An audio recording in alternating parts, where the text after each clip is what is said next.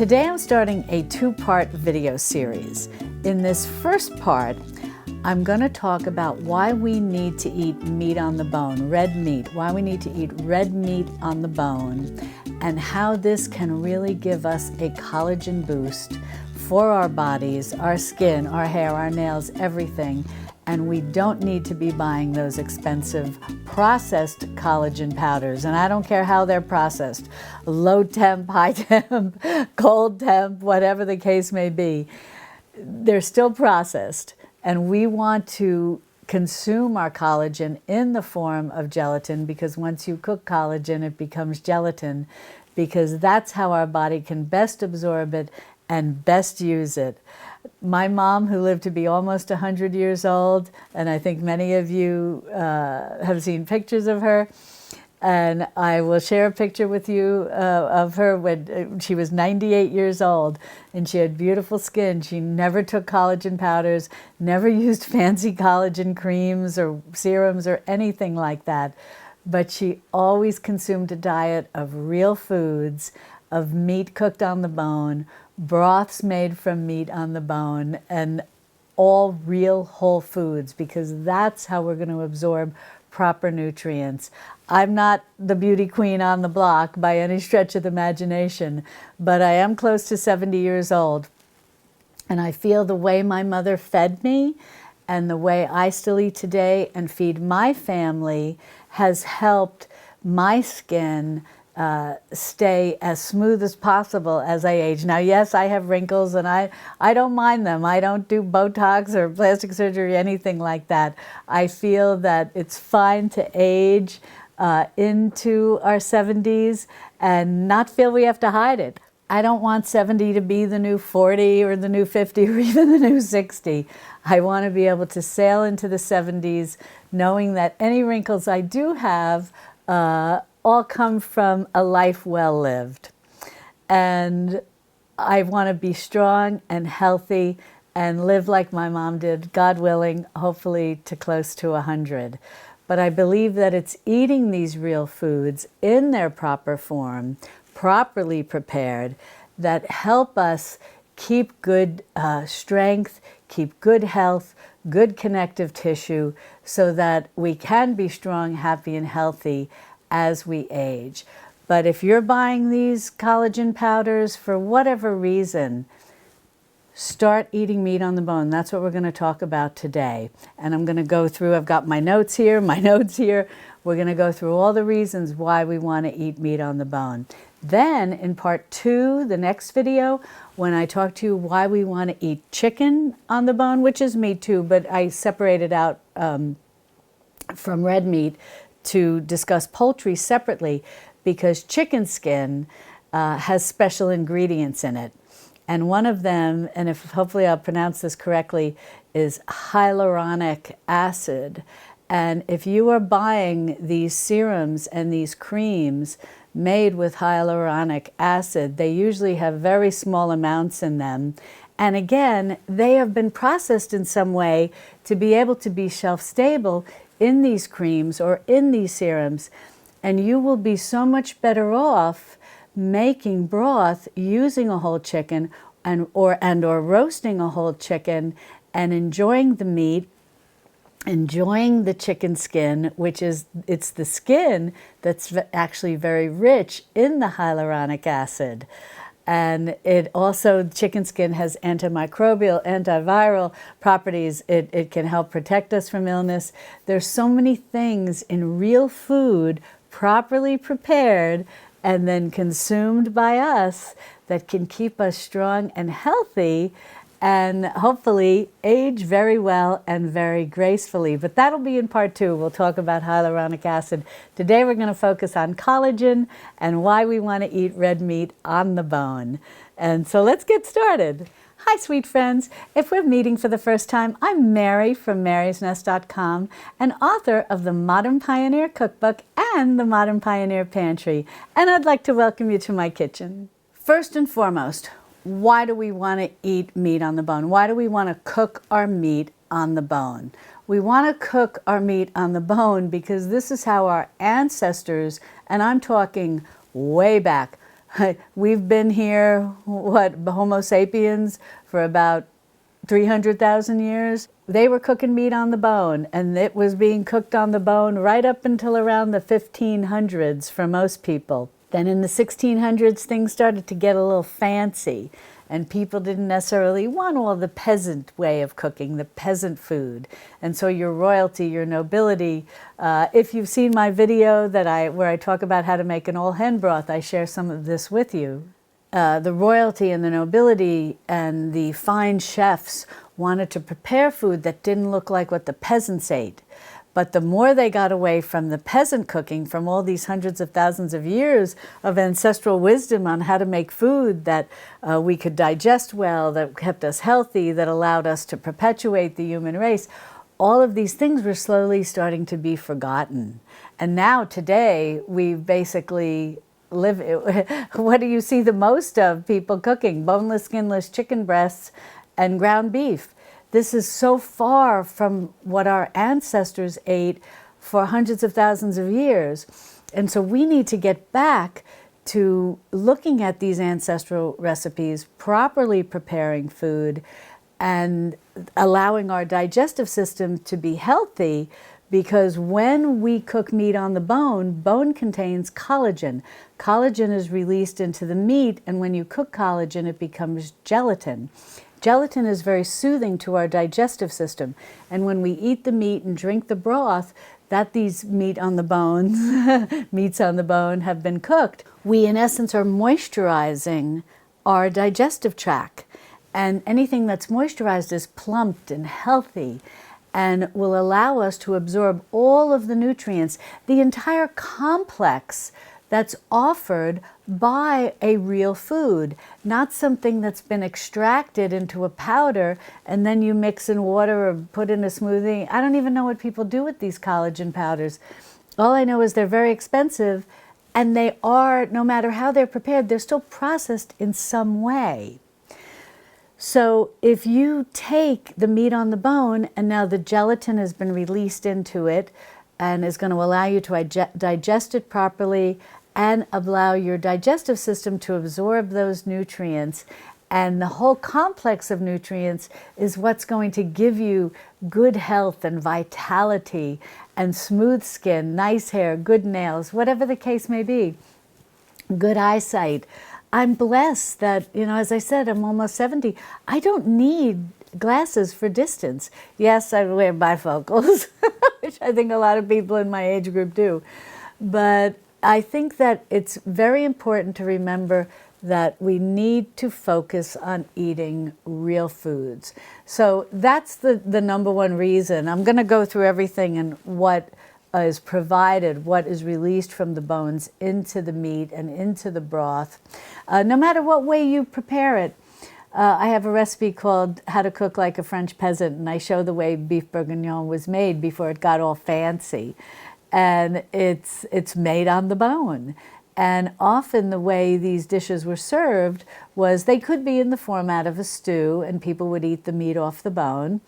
Or sometimes if they were made in something very brothy, like I showed you when I made the old hen broth. And if you've not seen these videos, I'll be sure to link to them in the description below. And speaking of the description below, I will also have a link to the blog post that'll correspond with this video, where you can read everything and have a list of all of the nutrients I'm going to talk about today. The bottom line is, if they made something that was in something more brothy, they might serve the broth first, and then people would enjoy the meat and the vegetables as their main dish. And sometimes it was in a soup. There were all different ways, but often the broth and the meat that had been cooked on the bone were served in different courses or together. The broth being very rich in gelatin and protein and various types of nutrients, including micronutrients, and getting them in an amount that was very absorbable by the body. Not that you had to buy all these different vitamins and take all these different vitamins and possibly be eliminating them before your body can really use them and absorb them. But when you eat your meat on the bone, when you cook it on the bone, and you do it in some sort of stew, some sort of soup, some sort of broth, and you eat these in different courses or together, you're getting the whole complex of all of the nutrients that your body needs, and they all work together synergistically, and they're all going to give you the nutrition that you need. Now, let's go through this list. I have it here and here. And what I want to share with you is that, as I said, the bone and the connective tissue that keeps the meat connected to the bone are very rich in collagen. And as you slow cook these foods, the way our ancestors did these meats, the bones release collagen into the liquid, and the tendons also release collagen into the liquid. They begin almost to melt. If you've ever seen when you've maybe made something that had a tendon, or maybe like in a knuckle bone where you have a lot of cartilage, or an oxtail, and how you can almost sometimes actually squeeze that between your fingers and it's almost like Jell-O. That is what we're after. All of this gelatin that has formed into the meat and into the broth feeds our skin, feeds our hair, feeds our nails, it feeds our joints, it's anti-inflammatory, it does all the things that we want to keep our body strong and healthy regardless of our age. Plus, the gelatin in that food, as I mentioned earlier, nourishes our gut lining, nourishes our digestive tract.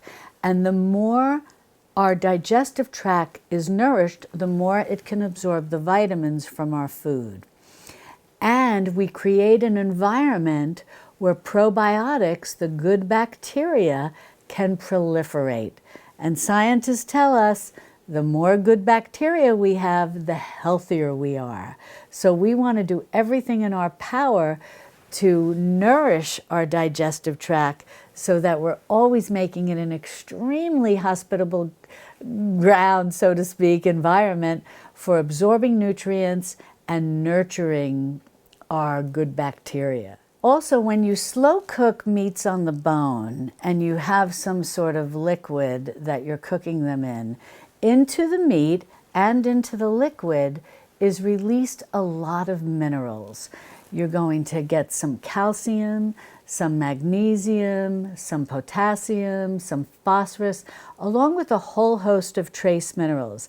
Now, you have heard from some people that maybe bone broth isn't super rich in calcium, and that's true. It's not high in calcium, but it has traces of these vitamins and minerals, specifically minerals like the calcium, potassium, phosphorus, magnesium, that are in the proper amounts for our body to absorb and to use, as opposed to just go through our body and eliminate it, like many of these store-bought supplements when we just buy individual vitamins or minerals.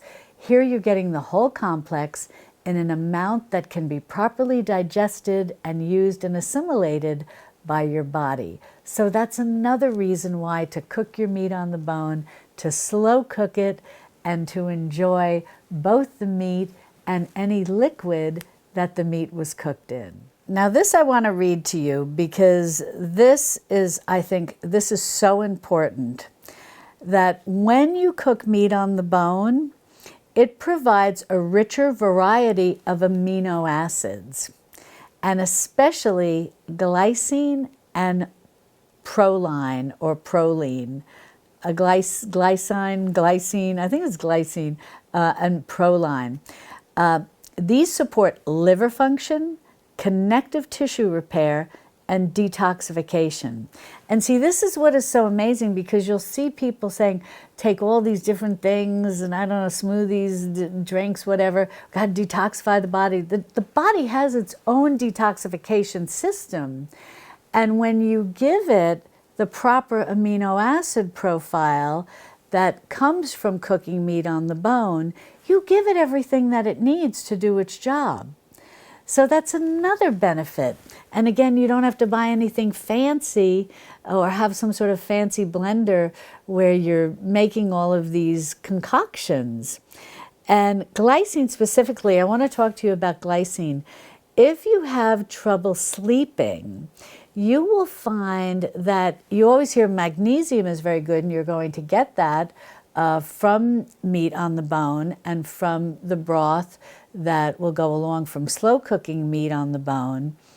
But you're also going to get glycine, and glycine is very helpful in relaxing the body to help you sleep. And that's what it said. This is what I've got my notes here. And I said, glycine also helps with restful sleep and calming the nervous system.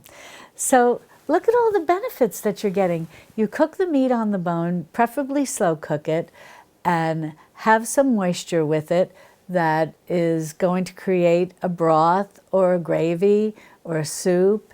And you're going to enjoy this wonderful meal, and you're going to get this whole complex of nutrients. You're going to get vitamins, minerals, trace minerals, and a beautiful, complete complex of amino acids in the right proportions that are bioavailable from the food.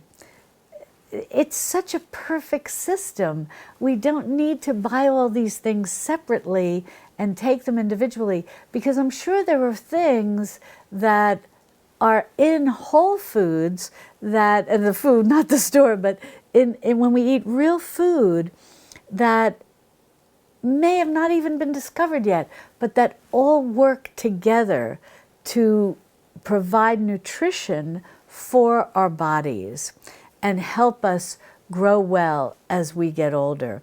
You know, sometimes I'm just amazed at it. I look at my mom and how well she did. Never had an operation. Can you imagine? She never had an operation, and she was rarely sick. And almost her whole life, she ate real foods, properly prepared. And in a way that had such a rhythm. You know, she wasn't one to like be snacking a lot. She would have her breakfast, and maybe lunch was her largest meal of the day, and then maybe a light supper. And she did this most of her life. And she looked terrific. She was in good health. And I sincerely I know for a fact she never had an operation. And I can barely remember her getting sick. I remember once in maybe the last 25 years, maybe she had a cold. And the reason I remember that was because I was making her a cup of constant comment tea. And she said, oh, I think I have a little cold. But it was like nothing. So there is definitely something to this. And I feel that my energy level and my good health comes from eating the same type of diet that my mother ate. And, you know, I've shared with you, it's kind of funny. I always tell people it's never too late to do anything. Because do you realize I didn't start this YouTube channel till I was about 60 years old. My first book, my first cookbook, the Modern Pioneer Cookbook, was not published until I was 65.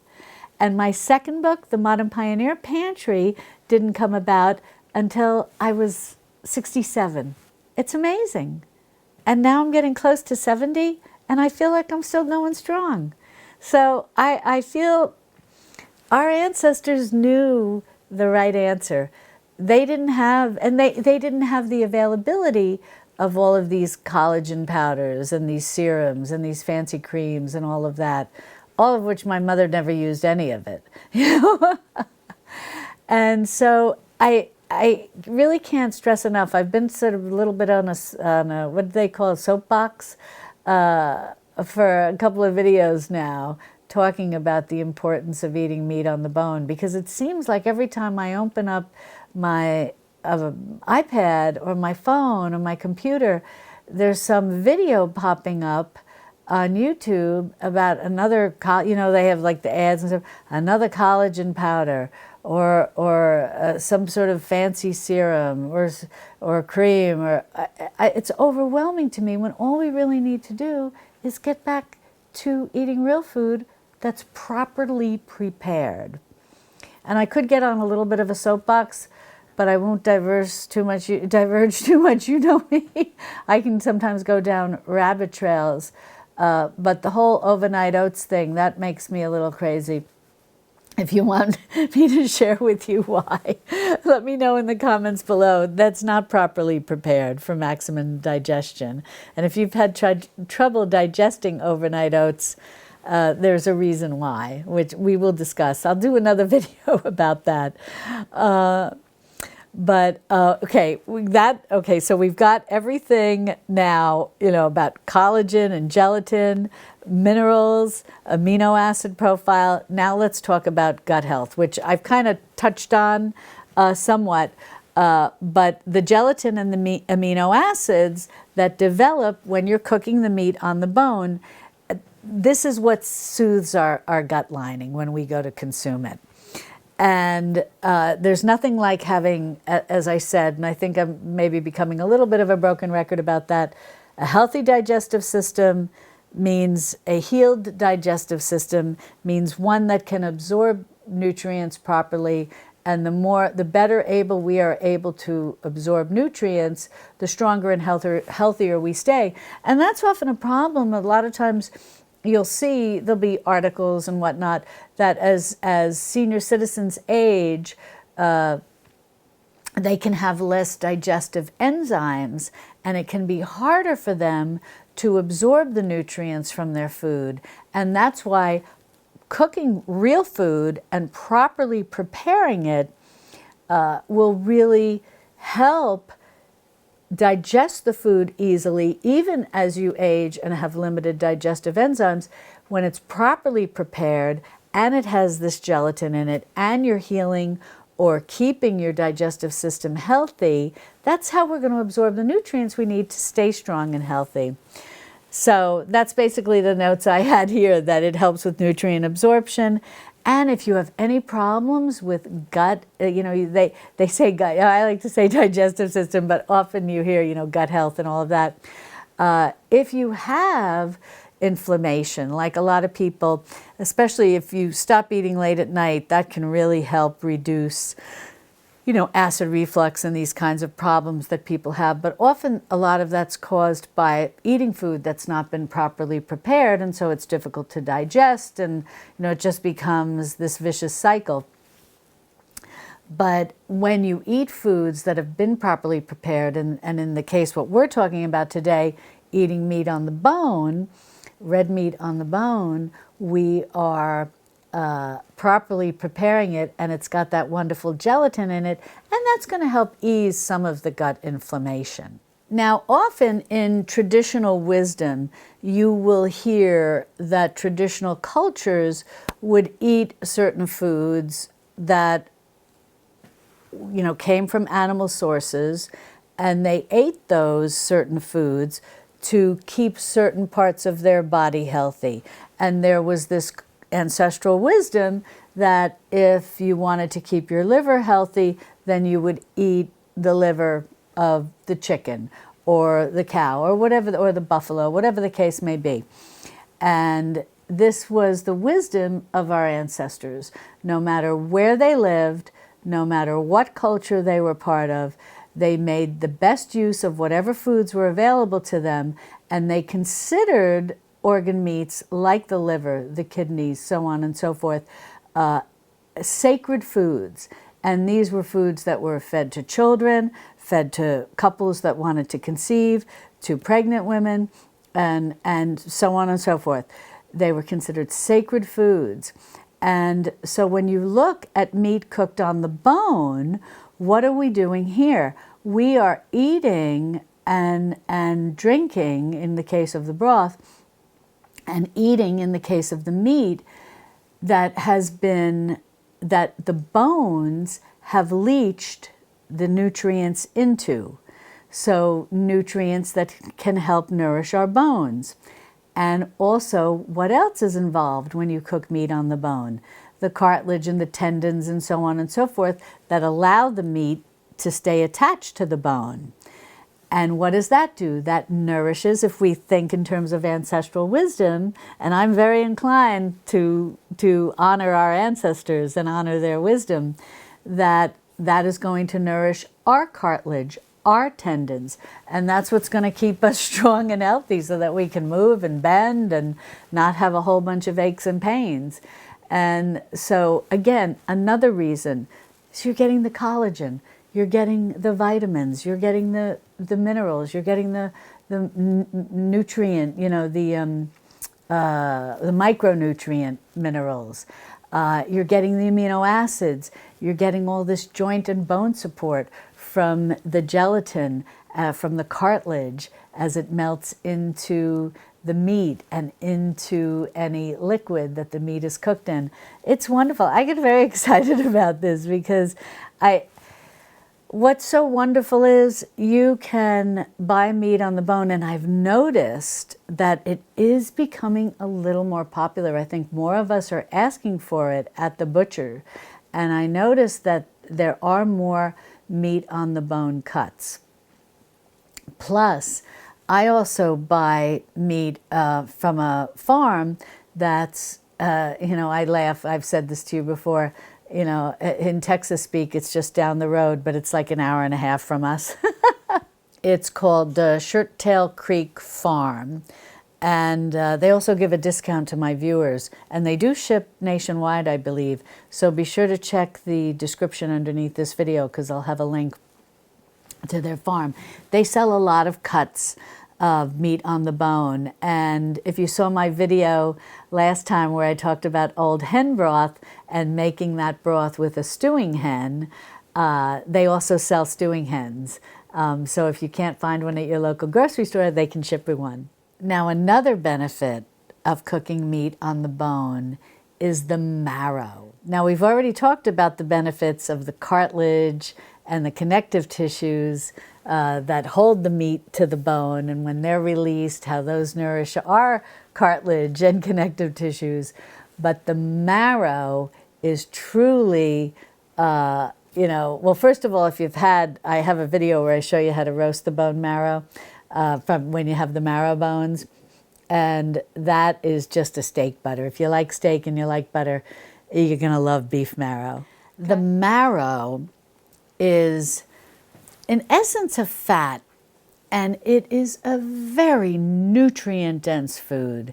It is loaded with all types of vitamins and minerals. And when you cook meat on the bone and you slow cook it, and that marrow is released into the liquid in which you're cooking your meat on the bone, and then you're consuming it in that way, which some people find a little easier to do. Now, I've showed you how to roast marrow bones and then take the marrow and put it on toast points. It's scrumptious.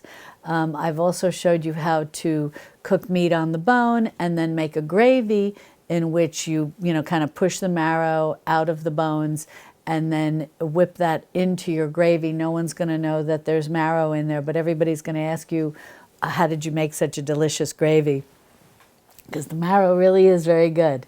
But what's nice is when those are some options when you cook meat on the bone. You can use the marrow to make a gravy, or you can simply let the marrow leach out into the liquid and basically just kind of whisk it in and have it as part of the soup or the stew. You can really eat it in any form that is agreeable to you. And this is a very highly nutrient-dense food. Again, considered a sacred food by our ancestors. It literally nourishes every part of our body, and especially our brain, because our brain is made up of a lot of fat and cholesterol, things like that. And if we don't give our brain the nourishment that it craves, we can develop cognitive problems. There's a lot of, there's so much scientific data out there, and some will support what you're saying, some will not support what you're saying. You often got to look to who's paying for the study, how is the study funded. Sometimes that can take a lot of digging. There's a lot out there. But what's the best thing to do? Look to what our ancestors did. What were human beings doing for hundreds of thousands of years to keep our species alive, to keep going, to keep perpetuating, and to be relatively healthy? Yes, there were plagues and things would happen, but mankind kept going. We sustained ourselves. And what were they eating? They were cooking meat on the bone. They were eating the organ meats. They were eating the bone marrow. So often, you know, I will often look to many of the culinary ways of our ancestors and of, you know, ancestral recipes and traditional cooking. But so that's another aspect, that you do have this bone marrow. And marrow, cartilage, the connective tissue, as these melt into the meat and into the liquid that you may be cooking the meat in, they add amazing flavor. They really create a luscious mouthfeel that is, whenever you've had a stew or a soup made with meat on the bone, you will always say, wow, that's really flavorful. That is a really good stew, and it's usually because the meat was cooked on the bone. And you'll find that you're going to digest it better, and it's just going to be a much more pleasurable, tasty experience. And as the collagen cooks and into gelatin, and the cartilage dissolves, and the marrow is released, these all make the meats juicier and tender. So there's just so many benefits to buying your meat on the bone, cooking your meat on the bone. And because meat on the bone is cooked where the collagen is being released, and you now have gelatin, and you may have the fat from the marrow, you may have some fat that was on the meat that has now, you know, dissolved into the broth that's with the meat. It may, you've got the cartilage, connective tissue, you know, all of this. This adds to satiety. And all of this together can help you feel fuller and satisfied. That will hopefully then discourage you from overeating less healthy foods. Also, something that's very important to me, especially when I want to create as close as possible to a low waste, or even better, no waste kitchen. I know that's not always 100% attainable.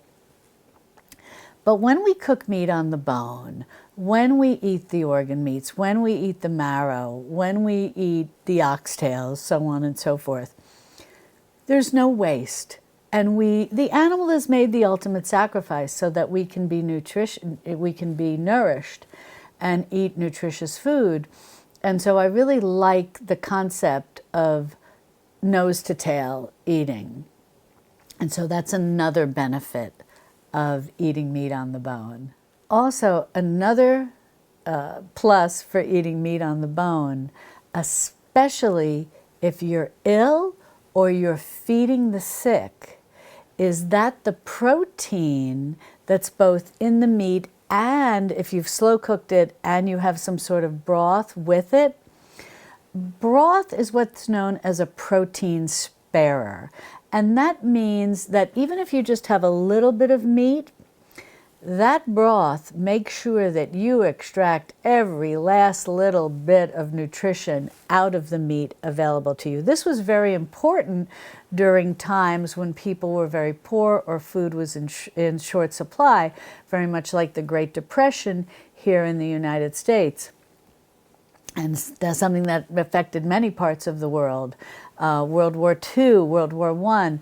It was at these times when nothing was wasted, and that meat broths were very important to people because they were, as I said, protein sparers. So a family could have a small amount of meat, but that broth that went along with that meat that had been cooked on the bone made sure you absorbed every little bit of nutrition from the meat, from the amount of meat that you did have.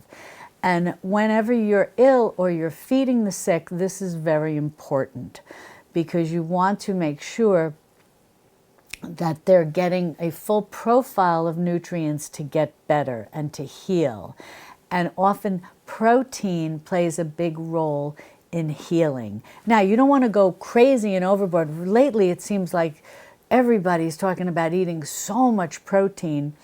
And I think to a certain extent, and you do your research on this and see what you find, but to a certain extent, we do need to be careful about overdoing it, especially with all these protein powders and whatnot, because that can be very hard on the kidneys. And you don't want to find yourself at some point in your life having kidneys that are struggling because the alternative is not pretty. You know, the alternative is having to be on something called dialysis, which basically acts as your kidneys for you, but that means being hooked up to a machine, and that's a very difficult situation that people have to go to. And people can have these problems for various reasons that had nothing to do, you know, with eating protein or not eating protein, but do some research and see how much protein would be an appropriate amount for you to eat.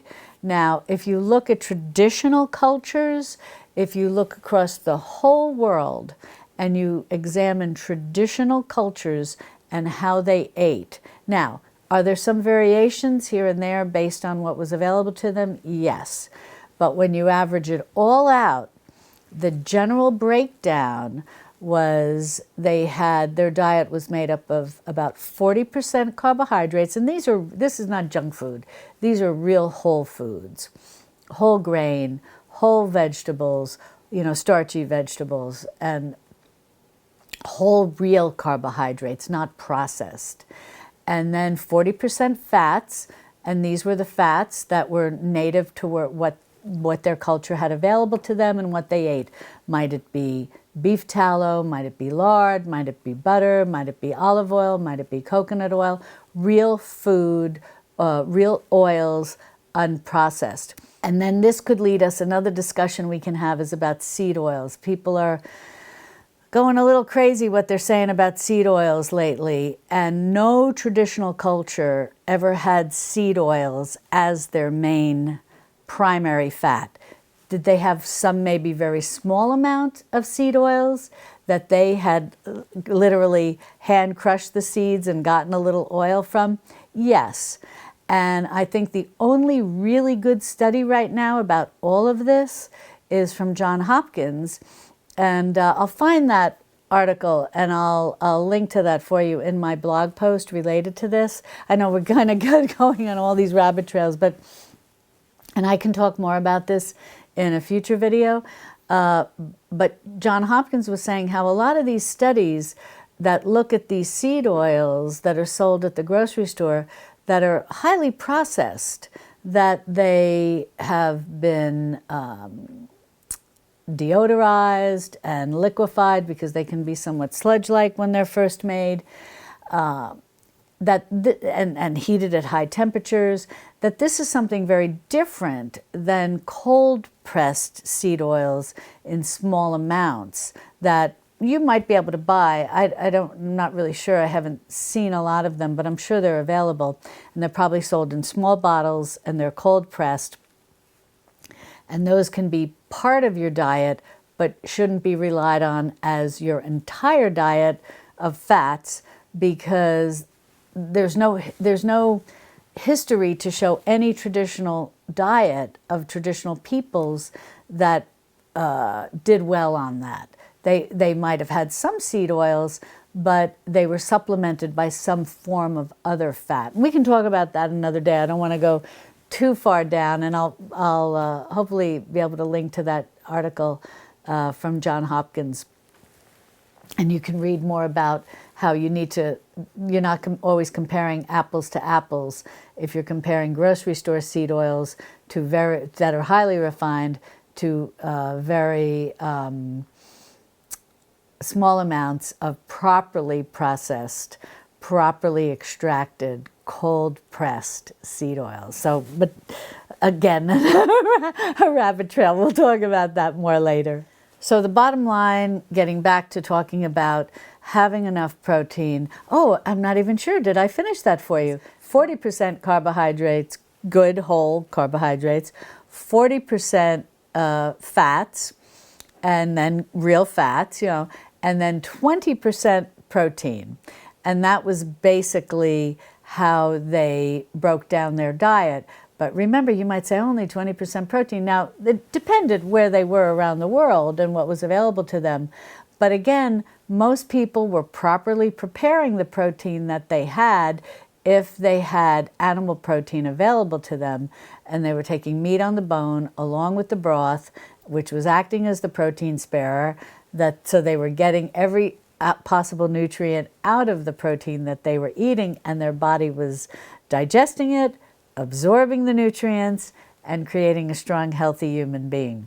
So, eating meat on the bone is going to boost your immunity naturally, and it's going to help you stay strong and healthy.